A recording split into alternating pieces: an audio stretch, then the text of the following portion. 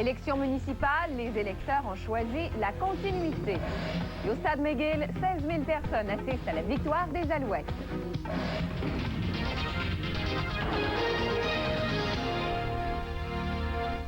Bonne fin de soirée, mesdames, messieurs.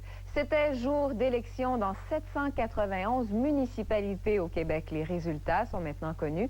Parmi les grandes villes qui étaient en élection, on notait Laval, Verdun, Québec et Sainte-Foy, des villes où il n'y a eu finalement aucune surprise.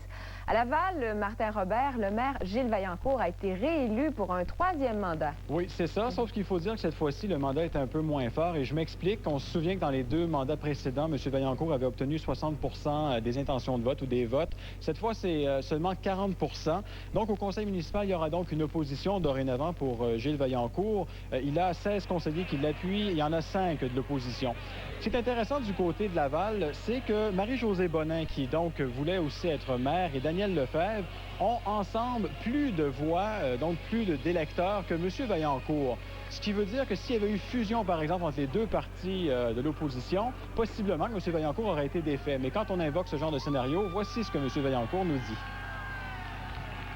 Est-ce que la campagne électorale à Repentigny vous a intéressé?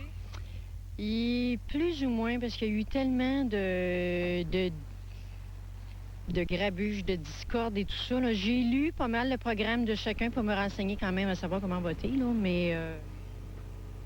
Bon, alors, vous avez compris que c'est pas le maire Vaillancourt, Non. Martin? Bien, écoutez, pour vous résumer un peu les propos de M. Vaillancourt, ce qu'il disait, c'est que c'est finalement de la politique fiction, puisque le scénario ne s'est pas produit, alors c'est aussi bien pas en parler, là. Bon. Et maintenant, vous nous parlez de Verdun, où là encore, c'est le même scénario. Le maire sortant, Georges Bossé, a été réélu ce soir. C'est ça. M. Bossé a été réélu pour un 2e mandat avec 68 % des voix. C'est quand même un mandat assez fort. 6 conseillers sur 10, donc, au conseil municipal. Ce qui est intéressant du côté de Verdun, c'est du côté de l'île des Sœurs, en fait, où les 2 conseillers qui prônaient la séparation ou l'autonomie de l'île des Sœurs par rapport à Verdun ont été élus. Alors, une fois de plus, on pourra écouter M. Bossé là-dessus, nous dire un peu quel message il y a à livrer à ces gens qui prônent l'autonomie. Bon, alors on me dit qu'on n'a pas cet extrait-là, mais encore une fois, je peux vous résumer un peu les propos de M. Bossé. Ce qu'il disait, c'est qu'écoutez, si on ne parle pas de partition ou d'autonomie, ça va bien aller. Si on en parle, ce sera la guerre. Bon, par ailleurs, Martin, peu de changements dans ces grandes villes, mais il y a eu beaucoup plus de changements dans des plus petites villes. Oui, c'est ça. Du côté de la Chine, par exemple, où le maire Guy Dicker a été défait. Alors, c'est M. William McCulloch qui, donc, a réussi à être élu. Il faut dire que Georgina Saba, qui prônait la partition comme conseillère, elle aussi a été défaite. Maintenant, du côté de Repentigny, ça, c'est un cas assez intéressant parce qu'encore une fois, il y avait 7 candidats, c'est beaucoup, et le maire Alain Brien, le maire sortant, a été défait. C'est Mme Chantal Deschamps qui a réussi à se faire élire pour le parti municipal de Repentigny et par une centaine de voix de majorité seulement, ce qui est bien peu. Et ce qui est très intéressant, c'est que tous les candidats à la mairie disaient qu'il fallait rétablir l'ordre au conseil et on se retrouve pourtant aujourd'hui avec un conseil encore divisé, c'est-à-dire 2 conseillers qui appuient Mme Deschamps, 2 qui appuient Michel Coutu, 4 qui appuient le maire ou l'ex-maire Brien et 2 indépendants. Donc, finalement, on se retrouve encore dans une situation très chaotique du côté de Repentigny. Finalement, la nouvelle mairesse, Mme Deschamps, va se retrouver dans la même situation que son prédécesseur. Du côté d'Anjou, il y avait 2 candidats. C'est M. Lewis Miranda qui a été réélu. En fait, c'est un maire par intérim, donc il a été élu pour une première fois, mais il était déjà quand même un peu en fonction. Donc, par plus de 2000 voix de majorité, c'est une victoire assez facile. Et finalement, du côté de Terrebonne, il y avait 4 candidats et c'est Jean-Marc Robitaille qui a réussi à se faire élire par une centaine de voix de majorité sur Mme Lorraine Bégin. Il a quand même 8 conseillers sur 10 au conseil municipal, Nathalie. Eh bien, on vous remercie, Martin, pour ce tour d'horizon. C'est bien, bonne nuit. Au revoir. Alors maintenant, pour avoir plus de détails sur les résultats des élections municipales dans la région de Québec, j'ai rejoint un peu plus tôt mon collègue Raymond Filion. Bonsoir, Raymond. Bonsoir, Nathalie. Finalement, il n'y a pas eu de surprise chez vous. Jean-Paul Lallier a été réélu à Québec et puis c'est la même chose à Sainte-Foy. Mme André Boucher a été réélue également. Exactement. On va commencer avec les résultats à Québec, si vous le voulez bien. Jean-Paul Lallier a été réélu ce soir pour un 3e mandat à 59 ans. On va voir les résultats.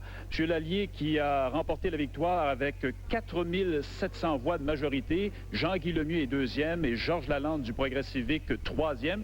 C'est quand même une victoire aigre-douce pour le maire sortant. Écoutez, son parti, le Rassemblement populaire, sera minoritaire au Conseil.